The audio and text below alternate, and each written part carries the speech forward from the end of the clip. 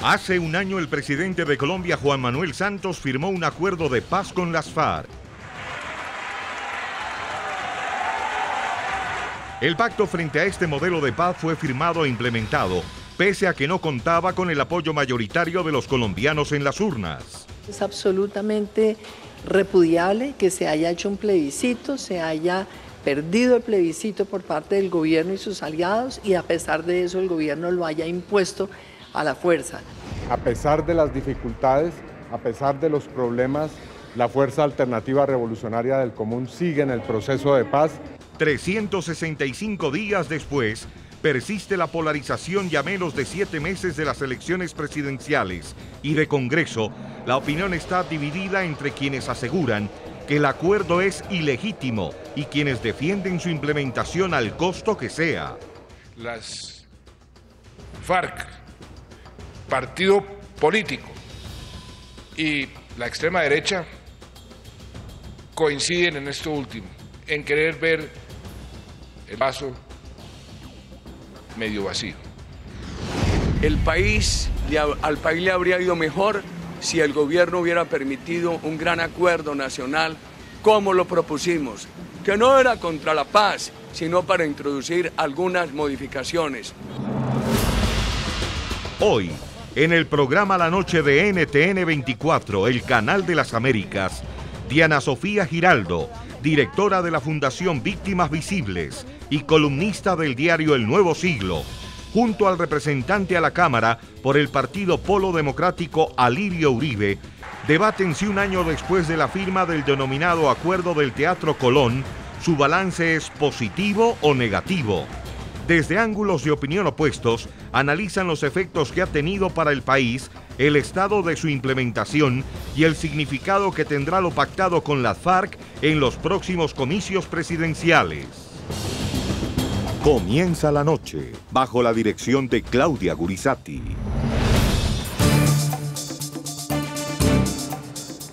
Buenas noches. La noche bajo la dirección de Claudia Gurizati enciende las luces para que usted vea el punto clave de la noticia. Soy Jefferson Beltrán, bienvenidos.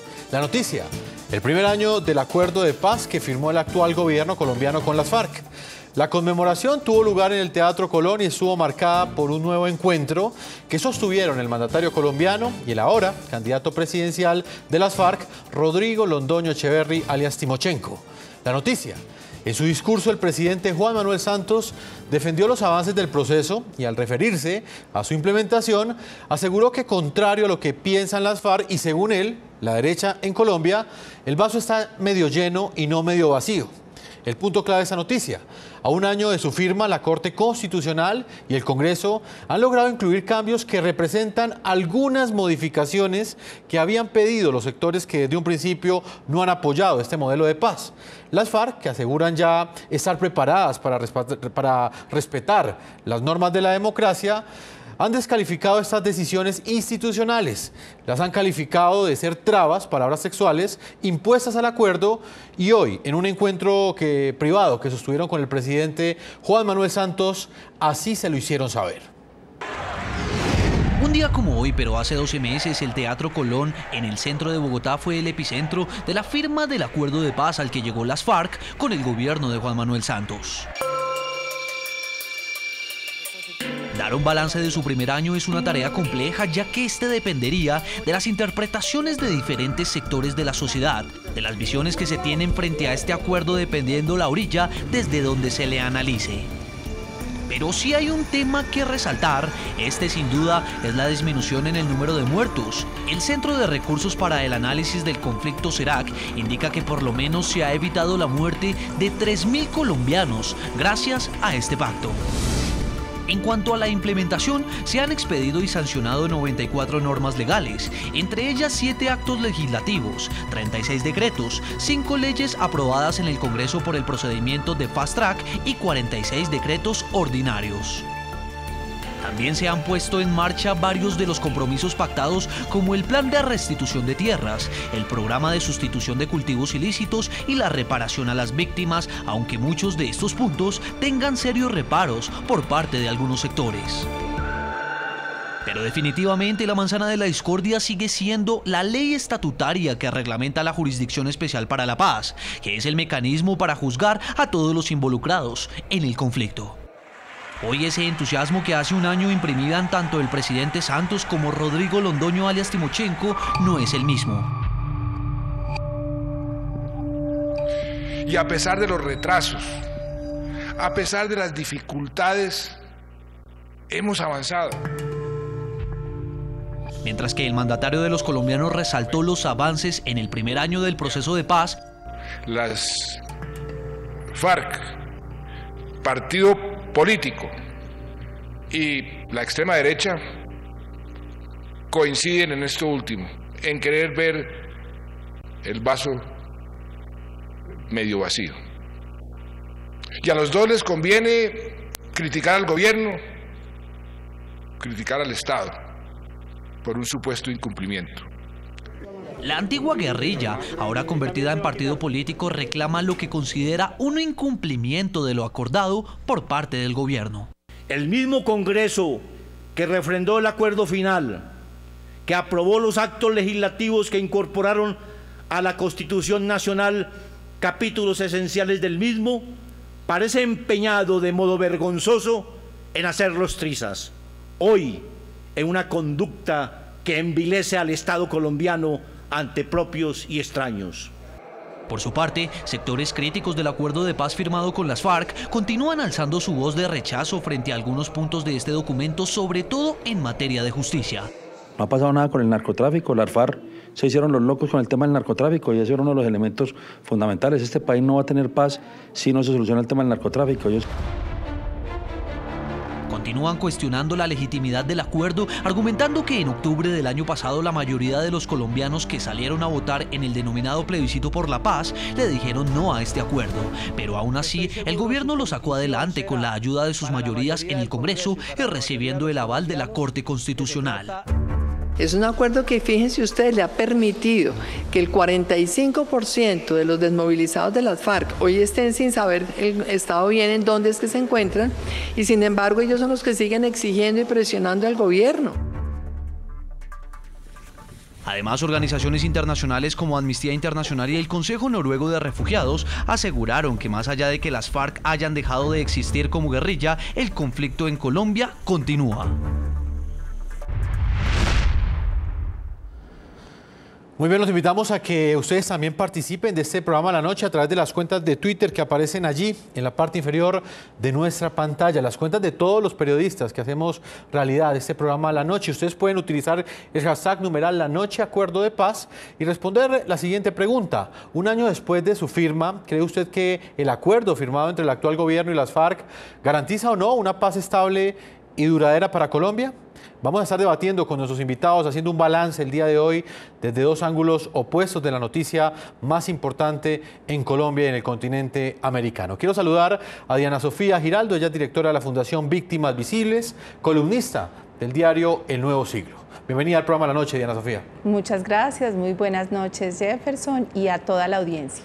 También quiero saludar muy especialmente a esta hora a Lirio Uribe Muñoz, representante a la Cámara por el Partido Polo Democrático. Bienvenido al programa La Noche de NTN 24. Buenas noches, un saludo para ti, Jefferson, para Diana Sofía y para todos los televidentes. Son dos ángulos opuestos frente a esa noticia. Voy a comenzar con Diana Sofía, hablando sobre ese balance que hay sobre este acuerdo de paz, este modelo de paz que fue firmado hace exactamente 365 días en el Teatro Colón. El presidente Juan Manuel Santos hoy ha dicho que hay unos sectores de extrema derecha, dice él, que coinciden con las FARC en ver el vaso medio lleno y en ver el vaso medio vacío y no medio lleno, como él asegura que está. ¿Qué balance usted hace de este acuerdo y qué opinión tiene usted de estas declaraciones, Diana? Primero, pues yo no le compro ese discurso. A mí me prefiero el del Papa, que nos vio a todos los colombianos con ganas de paz y que no distinguió, ni polarizó, ni dividió, porque una paz que divide pues no es paz. El Papa dijo: todo esfuerzo de paz sin un compromiso sincero de reconciliación siempre será un fracaso. Entonces podemos más bien es cambiar la pregunta. ¿Hay un compromiso sincero de reconciliación en el presidente Santos cuando nos sigue dividiendo? Hay un compromiso sincero de reconciliación en las FARC, que no dan verdades, no nos han entregado muchas cosas. Hay un compromiso sincero de reconciliación en las víctimas, pero también hay que ver los aspectos positivos. Que se entregaron las armas, maravilloso, que no son todas, esperemos que las acaben de entregar, que se reinsertaron, que eran 6.000 hombres, que ahora son 12.000, que hay colados, pero volvieron a la civilidad, son bienvenidos. Pero yo creo que el saldo está en rojo para las víctimas colombianas, que se les utilizó, se dijo que estaban en el centro, pero realmente se les indujo a un perdón. Se dijo que sin ellas no podía haber paz y generosamente lo han otorgado, pero perdón no implica renuncia a sus derechos. ¿Ha habido verdad para las víctimas colombianas?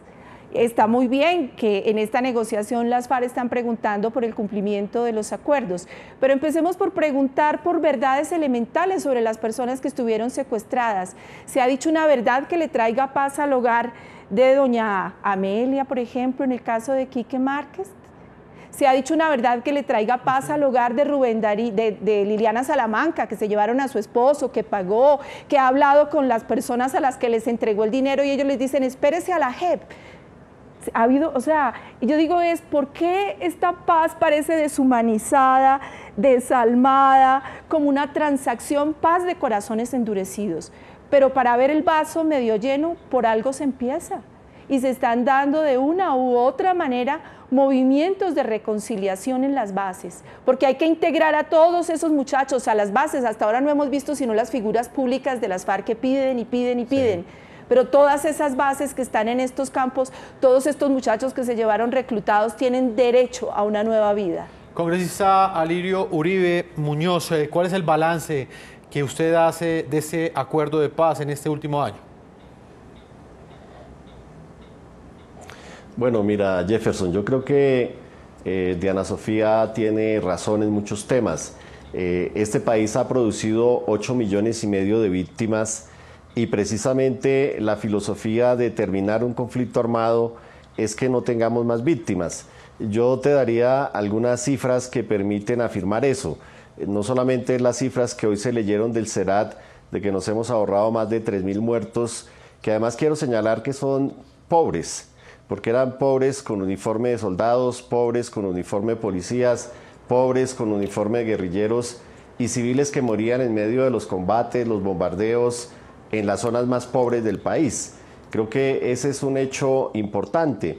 Si uno mira la tasa de homicidios el año pasado, la reducción respecto a los homicidios de hace 20 años es casi a una tercera parte. Veníamos hace 20 años con 30.000 homicidios, el año pasado la policía certificó 12.000, medicina legal 10.600.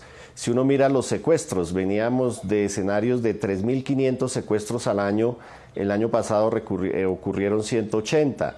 Si tú miras víctimas antipersona, hace 10 años, en el 2007, fueron 1.300 víctimas de minas antipersonas, el año pasado fueron 16, este año van 6 y espero que el año entrante sean 0. Si uno hace el balance legislativo, pues esperamos que esta semana se termine de aprobar la Justicia Especial de Paz, la reforma política, las circunscripciones especiales de paz. Quedarían pendientes más o menos unas 9 leyes que podrían ser, respecto de las casi 100 que se han expedido, un 10% o un 15% de la legislación, porque el Congreso no ha sido eficaz en cumplirle al país con la expedición del marco jurídico. Si miramos el tema de armas, ningún conflicto armado en los últimos 34 conflictos armados se había entregado 1.2 armas por hombre. En este proceso eso se dio y es clarísimo que si las FARC llegan a tener más armas, pues tendrían que responder ante la justicia y quedarían excluidos de la JEP. Creo que hay que avanzar ahora en la posibilidad del sometimiento a la justicia del Clan del Golfo. Hay que avanzar con el ELN, que ese cese al fuego que hay en este momento se vuelva definitivo y que se avance en la negociación. Hay que desmontar los grupos que quedan todavía sucesores del paramilitarismo, BACRIN. Entonces yo creo que el balance en ese sentido es positivo. Hay sombras grandes, el problema del asesinato de líderes sociales, de lideresas sociales, de líderes de organizaciones de víctimas, de líderes campesinos. Eso tiene que parar también. Entonces es un acuerdo que lleva un año, ya empieza a caminar, es un acuerdo que va a tomar por lo menos 10 años la implementación. Yo estoy de acuerdo con Diana Sofía en el sentido de que las FARC deben dar cuenta, tanto en la Comisión de la Verdad como en la Justicia Especial de Paz, sí, de cuál es el paradero de secuestrados que no aparezcan, o de policías que no aparezcan, o de soldados que no aparezcan. Recordemos que en Colombia hay un registro de más de 60.000 desaparecidos.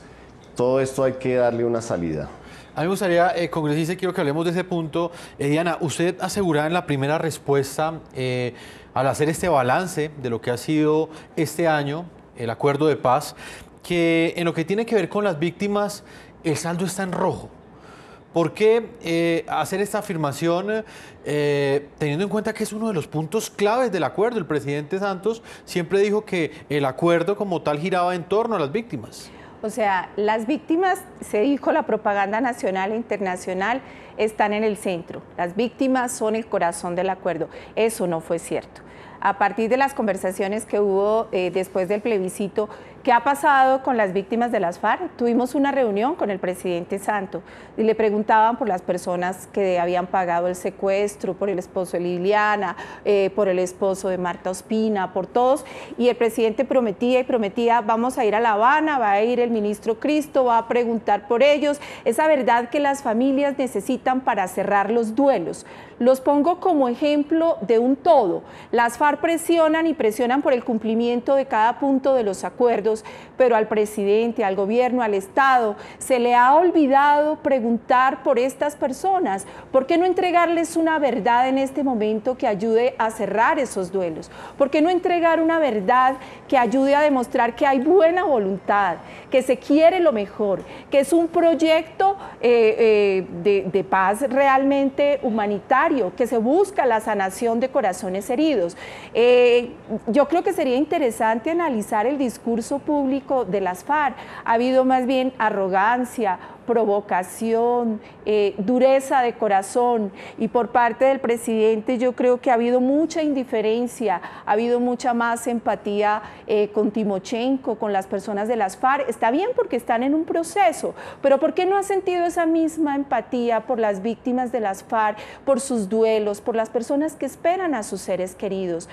Yo creo que este ha sido un proceso con corazones muy endurecidos, que nuestros dirigentes no han dado un buen ejemplo de sentir empatía, amor. Yo no sé si es que le tienen miedo a las víctimas, porque el presidente y los asesores del presidente Santos no volvieron a pasarle el teléfono a estas víctimas con las que se reunió el año pasado y les prometió conseguir alguna razón de los captores. ¿Por qué las personas que usted ha entrevistado, los líderes de las FARC, responsables directos de secuestros, desapariciones, no han entregado una verdad que nos dé un poquito de confianza, que les traiga paz, que les traiga serenidad?